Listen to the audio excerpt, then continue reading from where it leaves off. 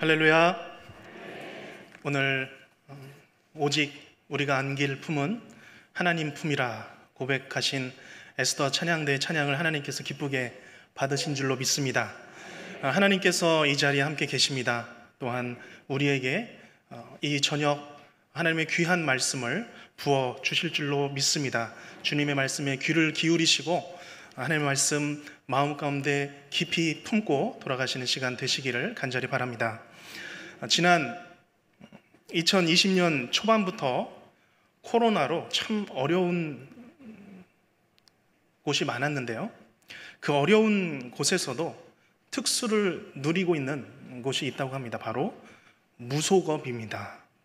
한국 사회가 코로나19 이후로 불안정한 미래에 너무나도 답답함을 느끼고 있었는데, 누군가로부터, 무엇인가로부터 어떤 답이든 얻고 싶은 마음이 간절했던 것이죠. 2022년 초에 한국 리서치에서 실시한 설문에서 당신은 도대체 왜 점을 보는가?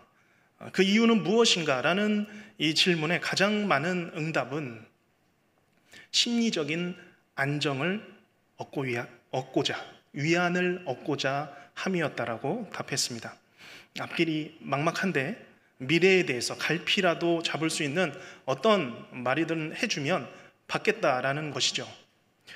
물론 여기 앉아 계신 분들은 아무 상관이 없는 이야기입니다. 그렇죠? 하지만 교회 밖에 수많은 현대인들, 아니 어쩌면 교회 안에서도 그만큼 많은 사람들이 불확실한 미래에 대한 불안을 안고 살아가고 있다는 것을 여실히 보여주고 있는 것입니다. 그런데 이런 사회적인 현상 밑에 깔려진 아주 교묘한 심리가 있습니다. 바로 자기 중심성입니다. 자기에게 주어지는 좋은 운세를 찾아서 그것을 내 귀로 듣고 싶고 그것의 위로를 받고자 하는 마음입니다. 잘 되면 자기 덕인 것이고 안 되면 남의 탓을 해가면서 내게 주어진 상황과 미래를 내 중심적으로, 나를 중심에 두고 해석하고 싶은 마음인 것이죠. 내 편에 서서 내 앞길, 내 살 길을 찾아가고자 하는 그런 사람들의 마음입니다. 오늘 본문에는 하나님의 백성 이스라엘이라고 하면서도 이와 아주 똑같은 모습이 등장하고 있습니다. 당시 이스라엘 백성들은 극도로 불안했죠. 왜냐하면 하나님을 만나러 시내산에 올라간 모세가 도대체 내려오지를 않는 것입니다.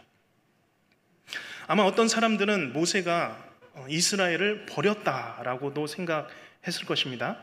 어떤 사람들은 모세가 하나님을 만나러 갔는데 그 산 위에서 나쁜 일을 당했다라고 생각한 사람들도 있었을 것입니다. 광야에서, 그 드넓은 광야에서 불확실한 미래가 그들에게 닥친 것입니다. 이 아론과 이스라엘 자손은 우리가 다 잘 아는 것처럼 32장 1절 말씀에 모세 곧 우리를 애굽 땅에서 인도하여 낸 사람 대신 그들을 인도할 신을 만들어냅니다. 이스라엘은 이미 20장 이하에서 주어진 다른 신을 섬기거나 우상을 만들지 말라라는 계명을 정면으로 어긴 것이죠. 이제 이스라엘 자손들은 자신들에게 닥친 불안과 의심 속에서 지금까지 인도해 주시니, 거기까지 인도해 주신 그 하나님의 은혜를 발로 힘껏 차버리고 금으로 만든 송아지를 앞에다 두고 그것을 하나님으로 섬겼다라는 것입니다. 오늘 이 시간 우리도 동일하게 우리의 마음을 한번 점검을 해보기를 원합니다. 오늘 우리는 영적으로 굉장히 어수선한 시대를 살아가고 있습니다. 우리는 이미 비대면 예배 시대를 지나갔습니다.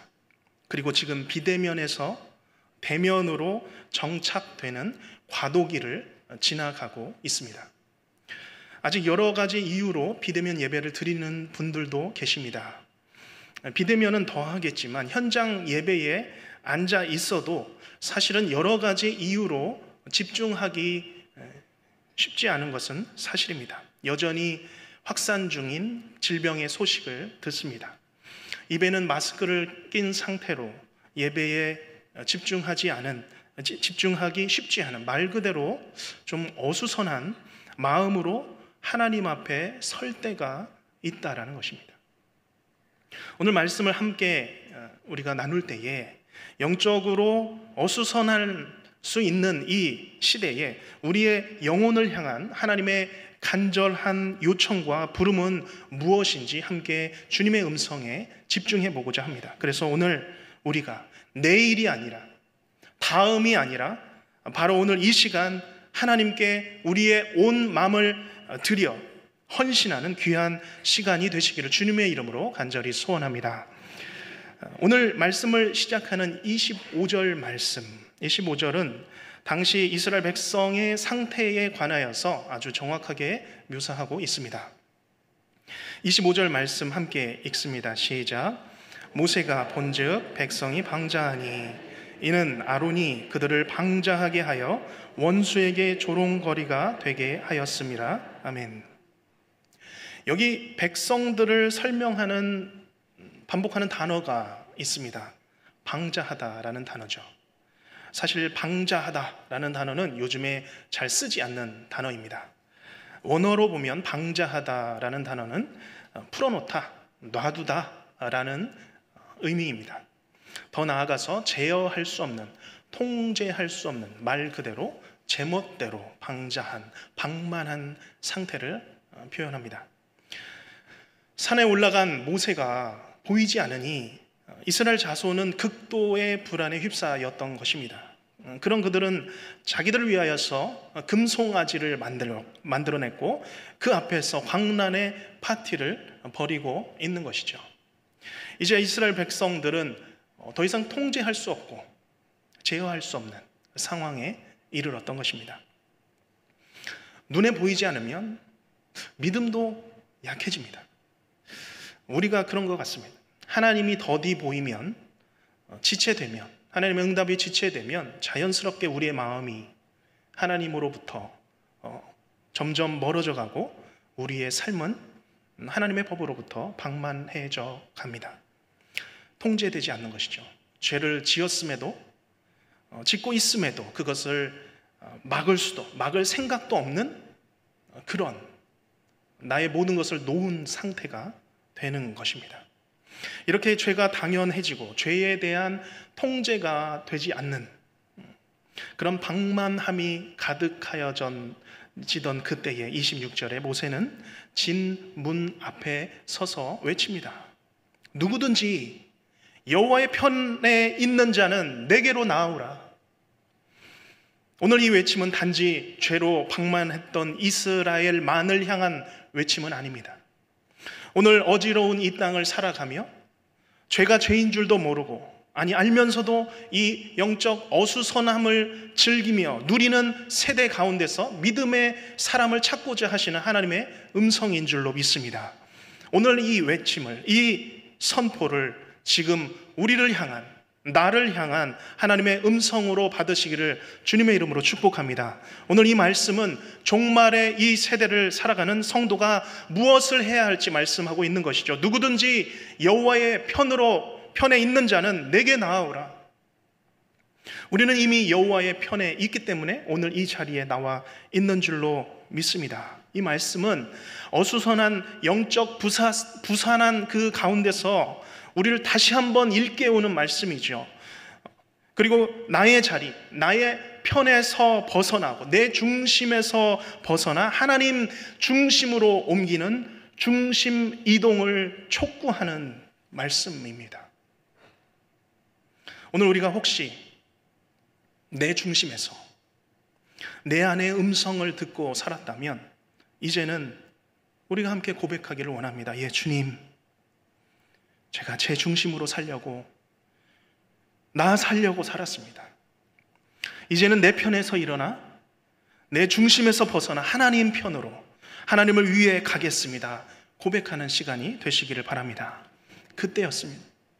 레위 자손들이 다 모여서 그들에게 왔습니다. 모든 사람들이 다 방자한 중에도 목소리를 들은 사람들이죠. 혹시 자신들 역시 방자한 중에 혹시나 있었더라도 다시 정신을 차리고 순종함으로 주님께 나온 사람들입니다. 저는 오늘 아무리 방자한 중이라도 모세의 이 외치는 음성, 선포하는 음성을 하나님의 음성으로 듣고 온 이 레위 자손들이 바로 이 시대의 예배자인 줄로 믿습니다. 하나님께 실망하지 않고 하나님께 다시 나아가기를 원하는, 결단하는 레위인들이며 또한 이 자리에 모인 모든 성도님들이라는 생각이 들었습니다. 사실 우리의 드리는 예배의 자리가 그렇습니다. 예배는 정기적입니다. 반복적입니다. 정해진 장소에서 항상 그 시간에 드려지는 것이 우리의 예배입니다. 그렇지만 여호와의 편으로 나아가기를 원하는, 여호와의 편에 서 있기를 원하는 성도가 모이는 자리인 줄로 믿습니다. 그래서 이 자리는 예배를 드리는 장소 개념을 넘어서 예 주님, 제가 주님 편에 있습니다. 예 주님, 제가 어지러운 세상 가운데서 정신을 차리고 깨어서 주의 말씀, 주의 음성 듣기 위하여서 이 자리에 왔습니다 라는 결단의 마음으로 여기에 계시는 것입니다. 오늘 이 예배가 주님의 편에, 여호와의 편에 자리를 잡고 주님께 나아가는 예배가 되시기를 주님의 이름으로 축복합니다. 자, 그런데 여호와의 편에 서는 것이 전부가 아니었습니다. 27절에 정신을 차리고 문 앞으로 나온 레위 자손에게 모세가 하나님께서 말씀하신 대로 전하고 있죠. 27절 말씀 보면 모세가 그들에게 이르되 이스라엘의 하나님 여호와께서 이렇게 말씀하시기를, 여기부터 28절까지 같이 읽겠습니다. 시작.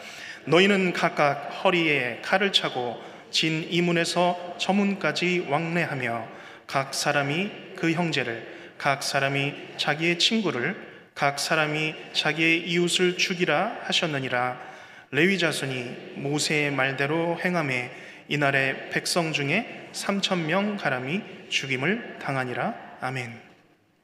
레위 자손은 모세의 부름에, 하나님의 부름에 응답하여 정신을 차리고 문 앞에 섰습니다. 사실 그들이 그 문 앞에 그 음성을 듣고 나온 것 자체만 하더라도 잘한 일입니다. 자, 그런데 그 방자한 중에 레위 자손들에게 주어진 요청은 허리에 칼을 차고 그 칼로 사람들을 죽이라라는 것이죠. 방자한 삶에 대한 하나님의 심판입니다. 방자한 삶을 심판하기를 원하시는 하나님의 방식인 것이죠. 하나님은 방자한 삶을 그대로 놔두시지 않으시는 분이십니다. 여기서 심판의 대상과 기준이 명확하게 표현되고 있지는 않지만 아직 이스라엘 진영에서 여전히 방자함을 버리지 못하고 광란 가운데 즐기는 대상으로 보입니다. 그들은 형제들입니다. 그들은 친구들입니다. 그들은 자기의 이웃입니다. 이제 하나님께서는 그 대상이 아무리 내가 아끼는 형제라도, 가까운 친구라도, 이웃이라도 잘라내고 끊어내라고 말씀하고 있습니다. 말씀만 보면 참 하나님 잔인하게 보일 수 있습니다. 하나님 인정사정도 없이 보이시고 사랑의 하나님이라고 그렇게 말씀하시는데 과연 맞는 것인가? 라는 그런 의문이 들기도 합니다. 그러나 그만큼 하나님을 우상으로 만들어 섬긴 그들의 죄가 그만큼 가증하다는 것이죠. 용서받을 수 없는 큰 죄인 것을 반영해주고 있는 것입니다. 그렇기 때문에 잘라내는 것이죠. 하나님을 향한 의심, 하나님을 향한 불안, 불신, 음란함, 거짓, 더러운 삶, 모든 것을 다 잘라내라는 것이죠. 왜냐하면 방자함의 해결의 방법은 도려내는 것뿐이기 때문입니다. 내 앞길, 내 살 길을 위하여서 나를 중심에 두고 살아가던 모든 삶들을 다 잘라내는 것입니다. 도려내는 것입니다. 그리고 하나님 앞에 제대로 서는 것이죠. 이와 비슷한 말씀이 마가복음 9장 43절부터 47절에 잘 나타나 있습니다. 제가 이 말씀을 천천히 읽겠습니다. 잘 들어보시길 바랍니다. 만일 내 손이 너를 범죄하게 하거든 찍어버리라. 장애인으로 영생에 들어가는 것이 두 손을 가지고 지옥 곧 꺼지지 않는 불에 들어가는 것보다 나으니라. 만일 내 발이 너를 범죄하게 하거든 찍어버리라. 다리 저는 자로 영생에 들어가는 것이 두 발을 가지고 지옥에 던져지는 것보다 나으니라. 만일 내 눈이 너를 범죄하게 하거든 빼버리라. 한 눈으로 하나님의 나라에 들어가는 것이 두 눈을 가지고 지옥에 던져지는 것보다 나으니라. 아멘. 무엇이 중요한가입니다. 영생의 편에 서서 하나님 나라에 서는 것이 더 중요한 것입니다. 하나님의 편에 서서 나 중심의 삶을 찍어버리고 잘라버리고 빼어내어 심판하라는 것입니다. 내 손이 범죄합니까? 내 발이 자꾸 가지 않아야 할 곳에 가고 있습니까? 내 눈이 자꾸 보지 않아야 할 것을 보고 있습니까? 찍어버리고 잘라버리고 빼내는 것이 온전한 몸으로 지옥에 가는 법보다 낫다라고 말씀하고 계시는 것입니다. 그렇게 오늘 우리는 허리에 칼을 차고 나의 신앙을 어수선하게 만드는 나의 가장 소중하고 아끼는 것들마저도 잘라낼 수 있어야 한다는 말씀이죠. 끊어내야 합니다. 고린도전서 9장 27절에 바울의 고백처럼 내 몸을 쳐 복종케 하는 것입니다. 그리고 오늘 이런 레위 자손을 향하여서 말씀하고 있습니다. 29절 말씀. 모세가 이르되 각 사람이 자기의 아들과 자기의 형제를 쳤으니 오늘 여호와께 헌신하게 되었느니라.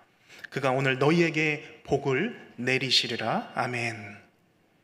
여호와의 편에 서서 허리에 칼을 차고 자기의 아들과 자기의 형제와 이웃을 쳤던 오늘 이 모습을 본문에서는 오늘 여호와께 헌신하게 되었다라고 선언하고 있습니다.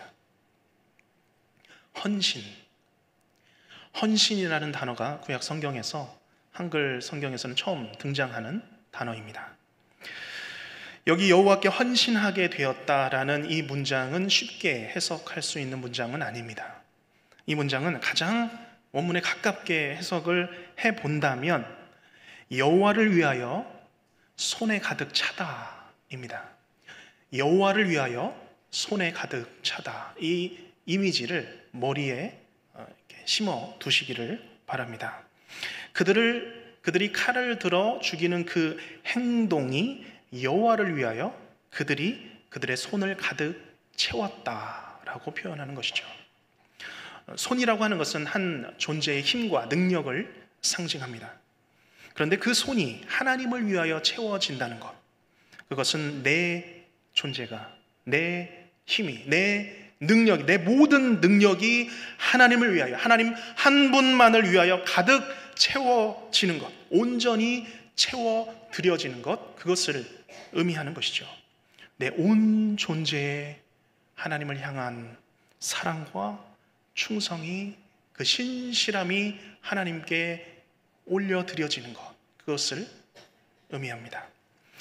개혁주의 신학자이면서 목회자로 알려진 싱클레어 퍼거슨이라는 분은 거룩한 길에서라는 책에서 이 헌신의 의미를 설명하고 있습니다.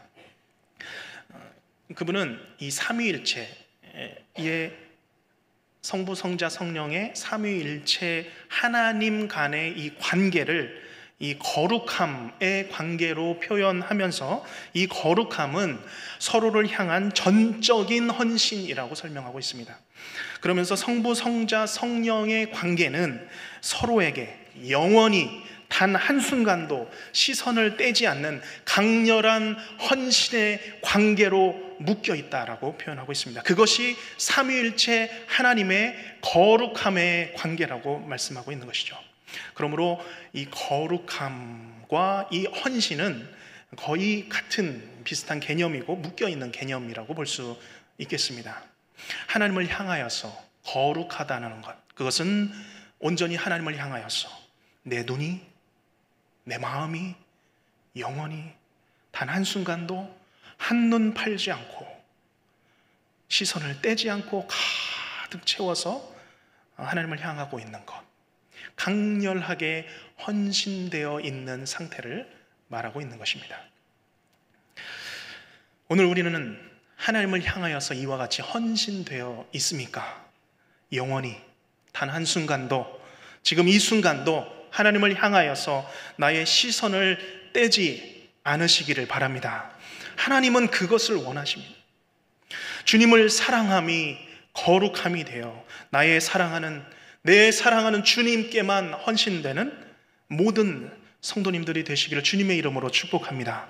그렇기 때문에 하나님께로의 이 헌신을 깨뜨리고 변질시키는 모든 것들은 다 제거되어야 합니다.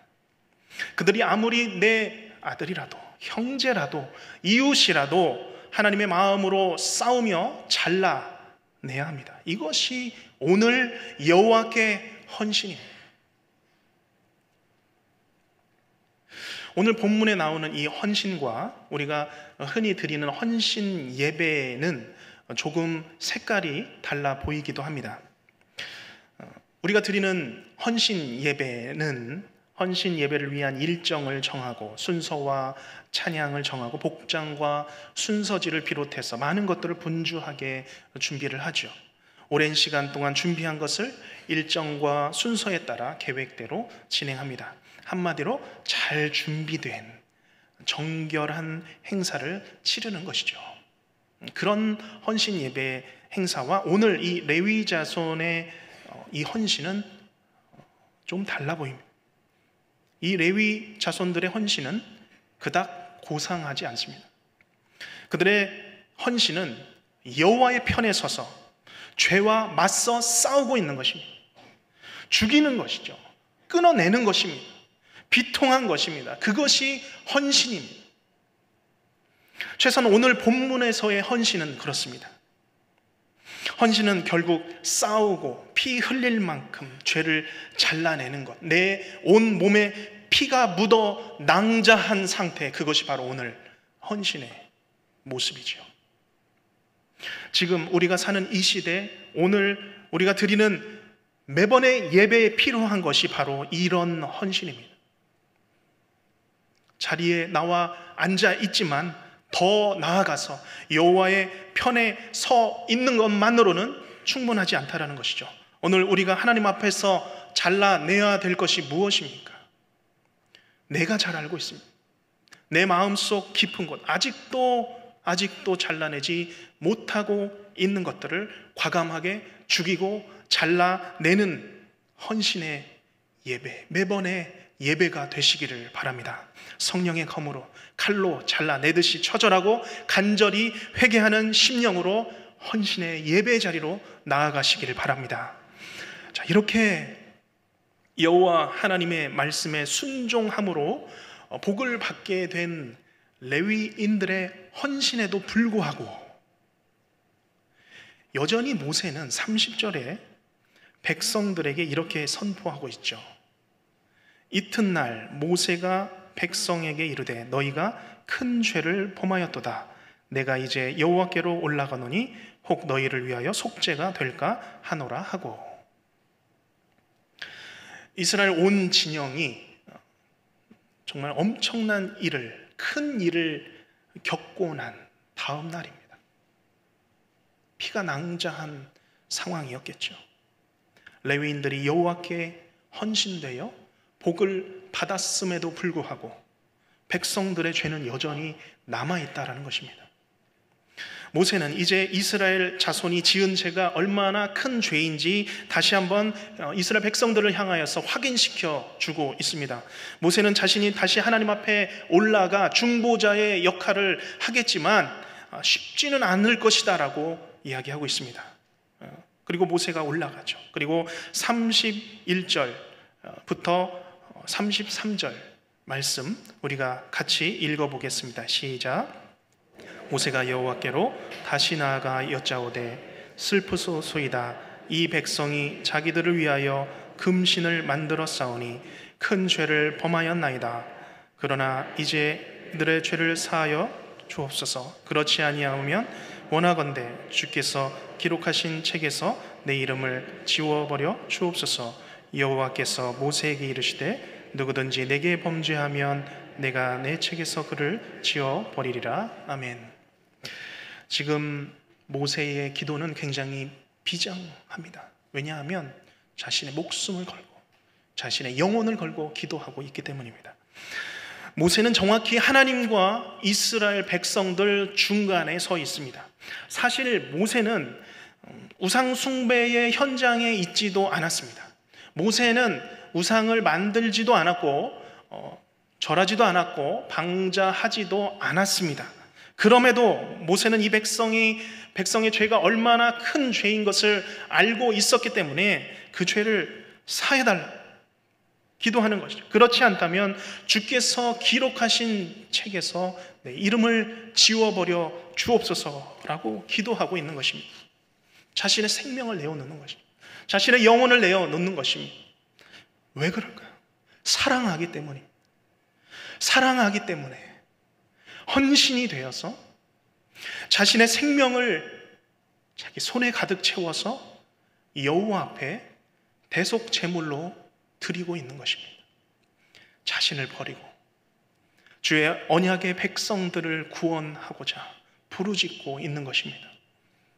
어제 레위 자손이 여호와께 헌신되어 그 손을 가득 채워 헌신되어 레위 자손이 나아갔던 것처럼 모세 역시도 자신의 모든 것, 자신의 목숨까지, 자신의 영혼까지 그 손에 가득 채워 여호와 하나님께 자신을 헌신하고 있는 모습입니다.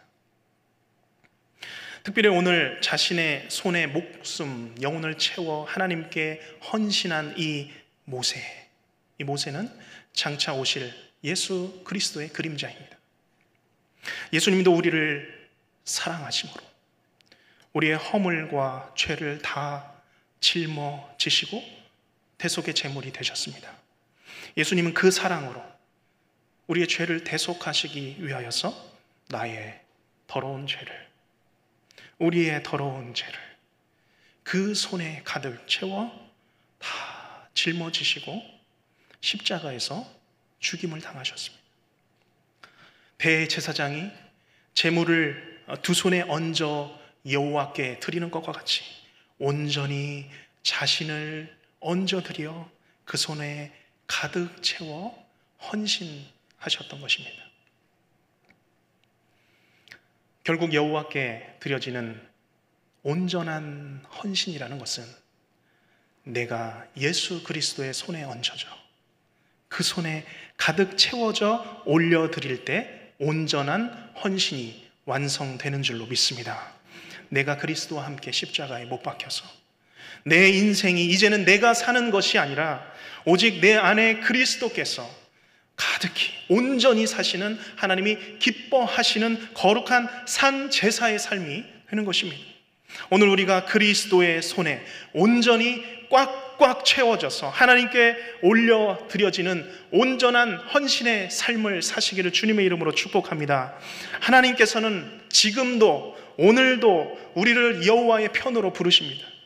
누구든지 여호와의 편에 있는 자는 내게로 나아오라. 우리가 이 음성을 듣고 담대히 주님의 편으로 나아가 여호와 하나님께 헌신하는 예배자가, 헌신자가 되시기를 바랍니다. 우리 안에 있는 모든 죄악들, 하나님을 대적하는 우상 숭배와 자기 중심적인 모든 죄들을 향하여서 성령의 검을 빼들고 잘라내고 도려내고 끊어내어 버리시기를 간절히 바랍니다. 나아가 내가 예수 그리스도의 손에 가득히 얹혀져서 하나님께 올려드려지는 인생이 되시기를, 우리의 몸을 거룩한 산제사로 헌신된 삶을 사시기를 주님의 이름으로 축복합니다. 마지막으로 한 이야기를 들려드리고 설교를 마치고자 합니다.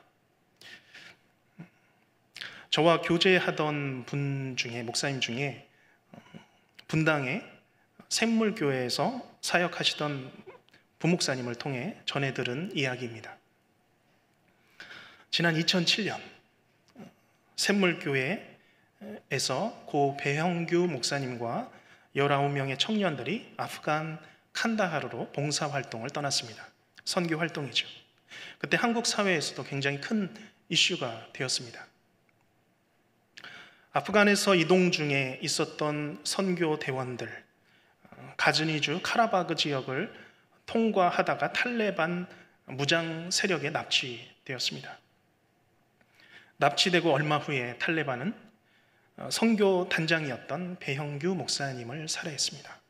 그 후에도 선교 대원이었던 한 남자 청년을 살해했죠.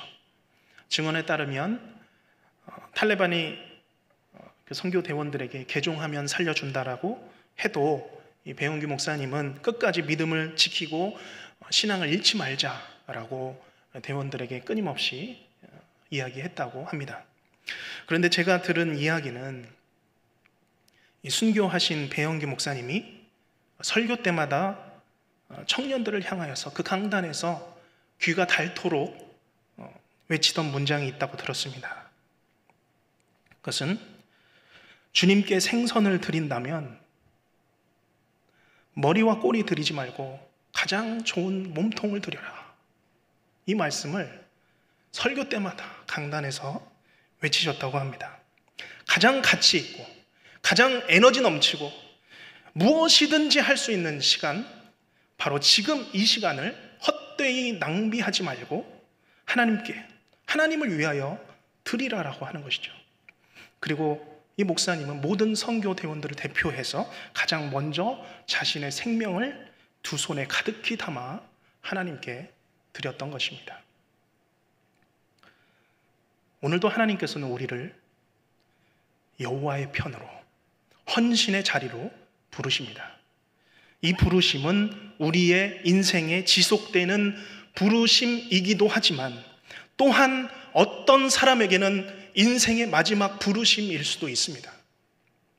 나를 향한 마지막 부르심의 기회일 수도 있고 한 번 더 부르시는 하나님의 인자하신 음성일 수도 있습니다. 오늘 우리가 부산한 세상 가운데서 어수선한 영적 분위기 속에서 매몰되지 않으시기를 바랍니다. 내 편, 내 것, 내 삶, 나의 것에서 빠져나오시기를 바랍니다. 그리고 고백하시기 바랍니다. 예, 주님, 저는 주님 편에 서겠습니다. 주님, 저는 주님 손에 얹혀져서 가장 귀중한 삶, 이 시점을, 가장 귀중한 지금 이 시간을, 가장 아름다운 인생을 주님께 드리겠습니다. 하나님을 사랑하는 심정으로 내 온 마음을 다 담아서, 내 손에 꽉꽉 담아서 주님께 올려드리겠습니다. 주 예수 그리스도의 손에 가득 얹혀 드리기를 원합니다. 고백하시기를 바랍니다. 나아가 계산교회가 예수의 손에 올려드리기를 축복합니다. 온 세계와 열방을 향하여서 주님 손에 올려져 주님 영광 받으시는 아름다운 교회가 되시기를 주님의 이름으로 축원합니다.